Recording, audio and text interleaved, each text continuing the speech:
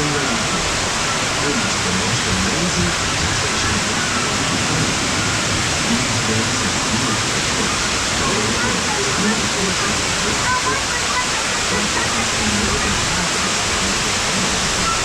rainforests are also extremely rich in protected living systems, radios of oxygen, food, medicine, and other life essential to our lives.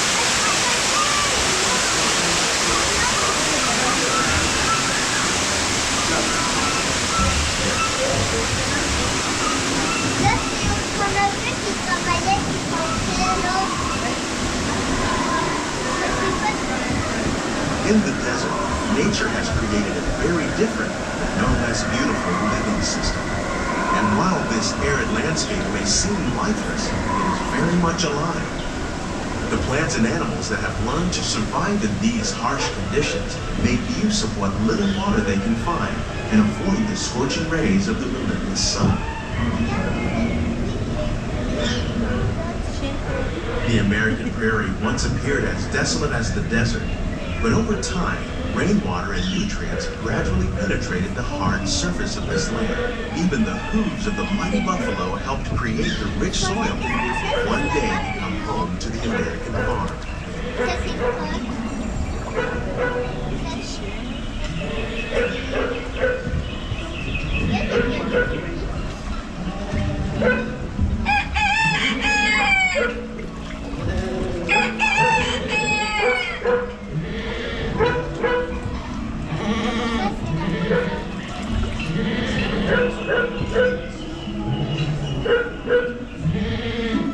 Of all the forces at work on the land, humans have had one of the most profound effects. The need to produce food for a growing world led to the enormous use and sometimes overuse of the land. In our search for more efficient ways to grow food, we often fail to realize the impact of our methods.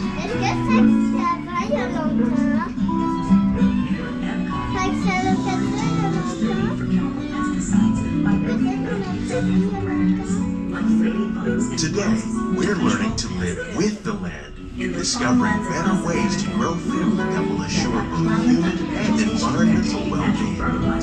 We can enrich the soil without the use of chemicals. In arid regions, we're learning to produce food on desert seacoasts by developing and planting crops that thrive on salt water. In Japan, we're learning that by mixing leaves and other living materials into our soil, we can make farmland more fertile without the need for chemicals. Here at Epcot, we're learning to reduce the need for chemical pesticides by breeding and using natural predators, like ladybugs and wasps, to control pests. In the farmlands across America, we're learning that by plowing under vegetation containing natural fertilizers, we can enrich the soil without the use of chemicals.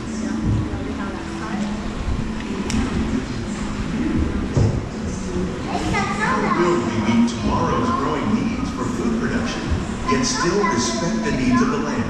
Some of the answers are being discovered just ahead. To help us maintain these carefully controlled ecosystems, and for your safety, please remain seated in your boat at all times.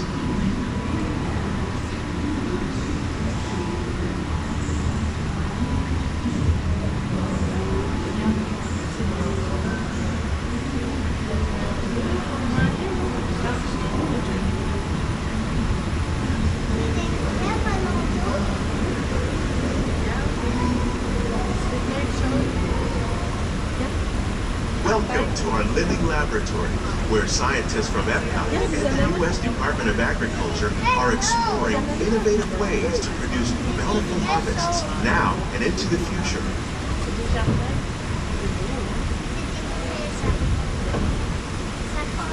The tropics are home to the greatest diversity of plants on the planet. Many of these, like papaya, bananas, cacao, coffee, and rice, are well known around the world. These are just a few of the edible plants that have been an important source of nutrition for people living in the tropics. Many are rich in vitamins and minerals, while others are well adapted to growing in less than ideal conditions. Some, like the water lily, thrive in wet, swampy areas and waterways. All parts of this plant, even the flower petals, are edible. The starchy root of the plant has long been used to make flour for baking.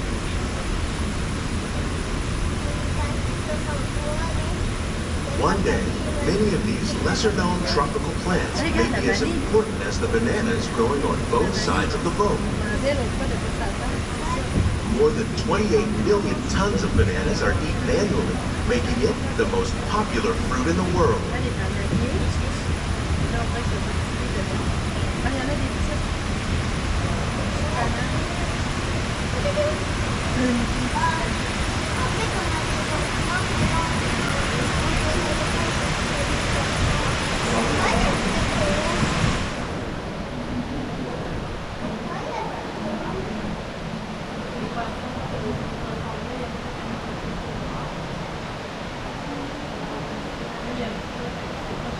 When we mention farming, we probably don't think of fish, but fish farming, or aquaculture, accounts for nearly half of all the seafood consumed globally. Tilapia, bass, and catfish, like the ones you see here, are created from more popular crops raised by fish farmers. The sustainable system they're using here recycles the water in the tanks. As a result, we're able to save millions of gallons each year. Our small fish farm produces nearly 5,000 pounds of fish each year to serve in restaurants around Walt Disney World. Innovations like this one can play an important role in our efforts to produce global products and still protect natural resources.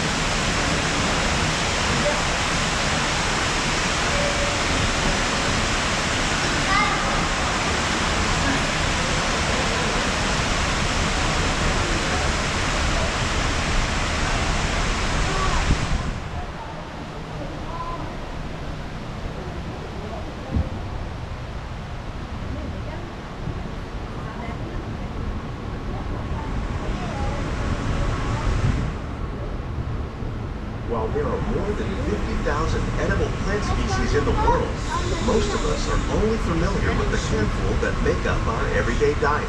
The common grains growing here, maize, sorghum, and millet, plus rice, account for nearly 2/3 of our global food consumption.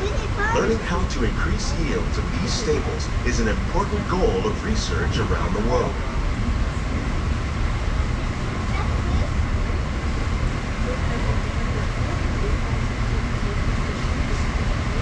These plants are definitely on their way up. Innovative growing techniques like these increase yields while more efficiently using resources like water, fertilizer, and pesticides. Another innovation at work here is our integrated pest management program. By populating our greenhouses with beneficial insects that prey on harmful pests like aphids and flies, we are significantly reducing our reliance on conventional pesticides.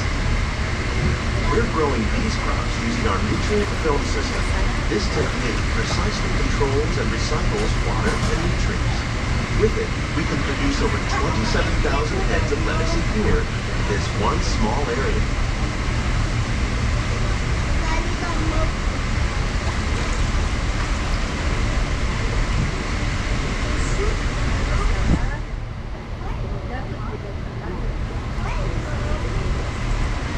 Some of our best ideas have been inspired by nature, like these fruit and vegetable trees.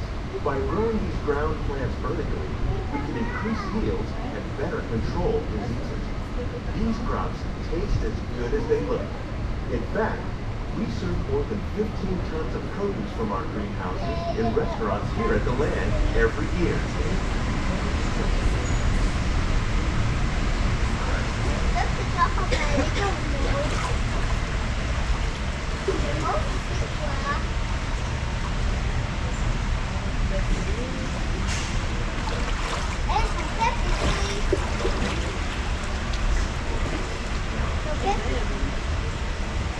The future of agriculture may include innovative ideas like this vertical growing system.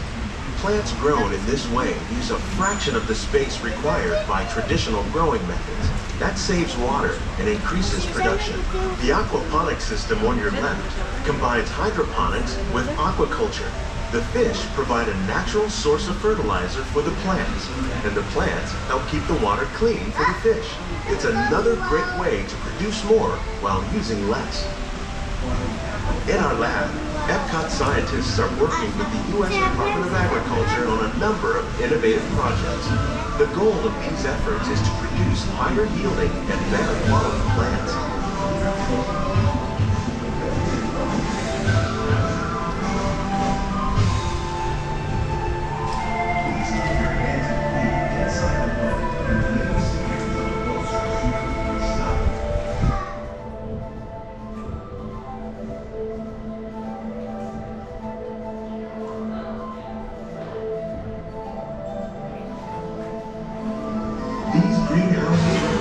Just a fraction of the work being done worldwide to produce profitable harvests for our growing population.